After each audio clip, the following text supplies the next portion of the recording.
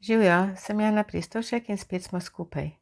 Danes imam eno dobro in eno slabo novico. Začela bom s slabo novico. Slaba novica je, da čustvenih manipulatorjev ne bo nikoli zmanjkalo. Dobra novica pa je, da se mi čustvenih manipulatorjev lahko rešimo oziroma postanemo nezanimivi za njih. Jih hitro prepoznamo, se jim umaknemo in nas niti oni ne zanimajo več. Čustveni manipulator je usmerjen navzven. On najde vzrok za svojo slabo voljo, za nerazpoloženje in za vse besede in dejanja izven sebe. Ti si kriv, ti si kriva, ti si naredil to in zaradi tega sem jaz potem rekel, naredil, nisem naredil to in to. Kdo je občutljiv? Kdo reagira na čustvenega manipulatorja? Tisti, ki ima zelo veliko vprašanj in dvomov o sebi. Ali sem dovolj dober, ali sem dovolj vreden, ali sem dovolj sposoben, ali si sploh kaj zaslužim. In več kot je tega, bolj je dovzeten, bolj dobesedno sili, bolj je odvisen, bolj hrepeni v nezavednem, ne v razumu, ne v glavi, po človeku, ki mu bo povedal, vreden si, dober si, sposoben si, dovolj si. In zato se je treba potruditi. In truditi se je treba pri čustvenemu manipulatorju. In zato te dve osebi gresta tako fajn skupaj. Veste, ljudje, ki nimajo toliko veliko te potrebe v sebi, da jim drugi ljudje povedo, da so dobri, ljudje, ki jih ne razžira notranji dvom o lastni vrednosti in ki imajo dovolj veliko občutje varnosti, potem čustveni manipulator jim nima kaj dati. Čustveni manipulator je njim naporen, zato ker je tisto zdravo jedro v njih, ki reče, stop, to si pa ne dovoli. Ne dovoli si, da bo nekdo se znašel na tabo, samo zato, ker si slučajno v njegovi bližini. Zato, ker ima svoje notranje težave, ki jih ne uvidi, ki jih ni pripravljen pogledati, ki si jih ni pripravljen priznati in ki ni pripravljen za to nič narediti. Ne, s takim človekom jaz ne bom imel kaj dosti opravka in se umakne. Oseba, ki pa ki dvomi o sebi, ki ima nizko samopodobo, ki išče potrditve, da je vredna, ki se dokazuje, kjer je z delom, s pridnostjo, z ubogljivostjo, s ponižnostjo, kjer te stvari njo delajo dovolj dobro, takrat ta oseba podleže čustvenemu manipulatorju in ne more iti stran. Zakaj ne? Zato, ker po eni strani rabi manipulatorjevo pozornost in hkrati čaka, da ji bo enkrat rekel, vredna si, dobra si, ljubim te, več kot dovolj si. In tega ne dobi nikoli, ker manipulator tega ne bo rekel. In manipulator na drugi strani se dobesedno izživlja nad takimi osebami, nad otroki in nima sočutja. On ne čuti, ne ve, ne zanima ga. Nima interesa, da bi vprašal, kako se ti počutiš. Ja, če bo v njegovi glavi, v njegovi drami želja, zdaj sem pa jaz tako sočuten, ker je slišal, da je treba biti sočuten in bo rekel, lej, tukaj imaš 100 vrtnic, oprosti za včeraj.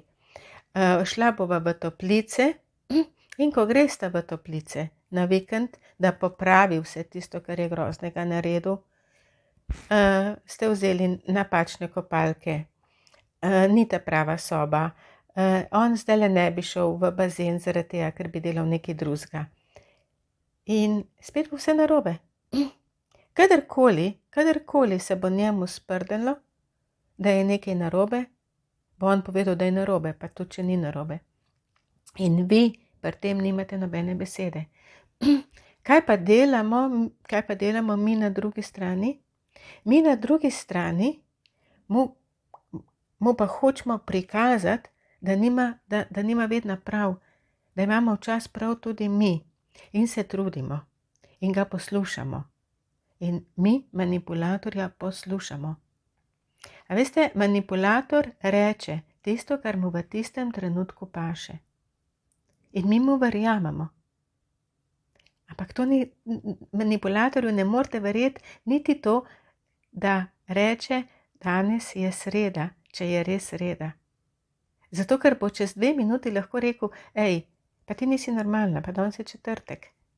In bo rekel s takim žarom, s tako prepričanostjo, s tako energijo, da bomo v desetinki, tisočinki sekunde mi podvomili, čakaj, a je danes sreda ali je četrtek?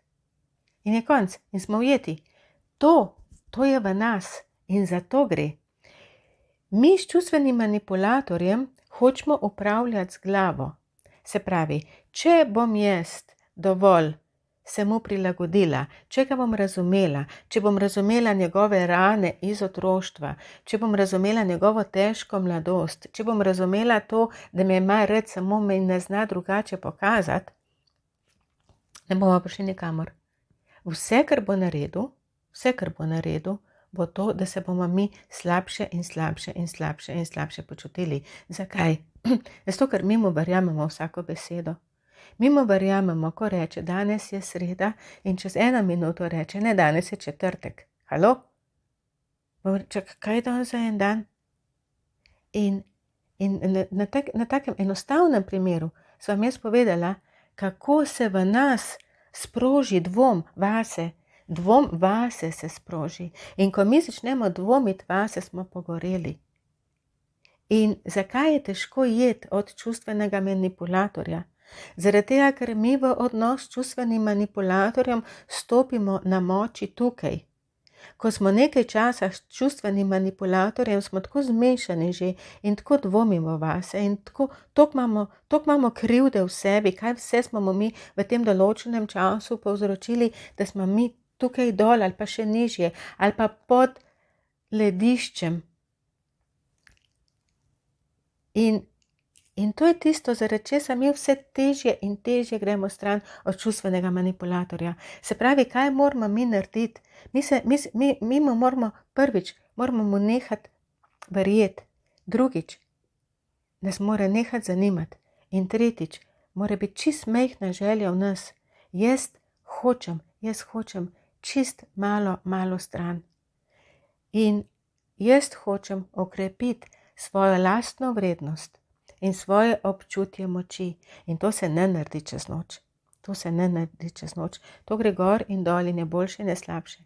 Ampak važno je krivulja, da gre navzgor. In navzgor gre, če se mi ukvarjamo s sabo. Ne, če se ukvarjamo z njim.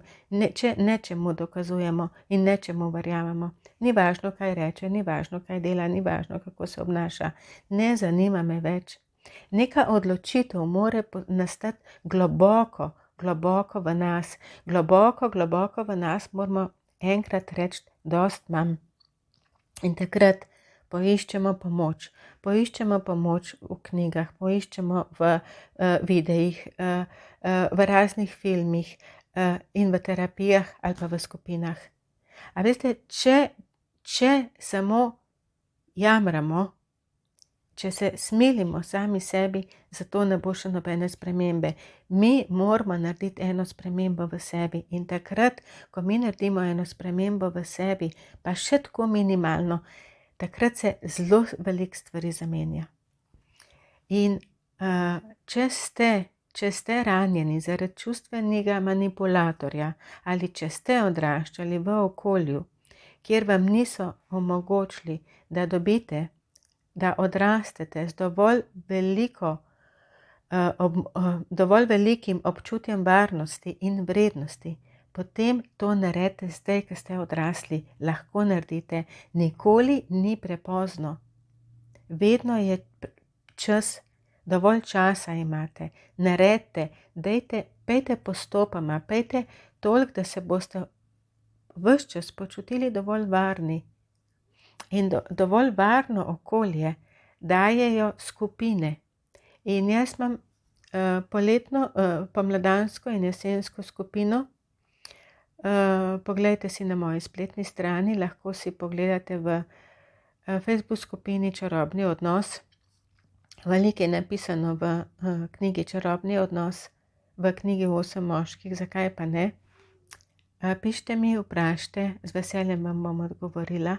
Ampak, glejte, prvi korak mora biti neka želja. Jaz hočem boljše živeti, jaz nočem biti več za vse kriva.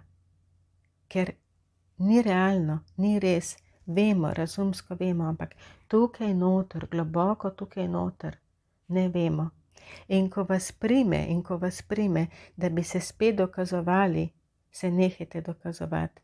Rečite si, dovolj imam, hočem drugače in zaslužim si več. Nisem toliko kriva, kakor mi govori. Nisem toliko nevredna, kakor mi govori. In imam več moči, kot mislim. Samo zbrskajte jo. Jaz vam želim prijeten teden, prijetne dni. Ozrite se vase, postanite si pomembni. Moč, vrednost, čudovite stvari so v vas. Vesela bom, če se mi boste pridružili v naslednjem videu. Naročite se na moj YouTube kanal, pridite v skupino, res se splača in kmalu se spet vidimo in slišimo. Pazite nase in imejte se radi. Čau, čau.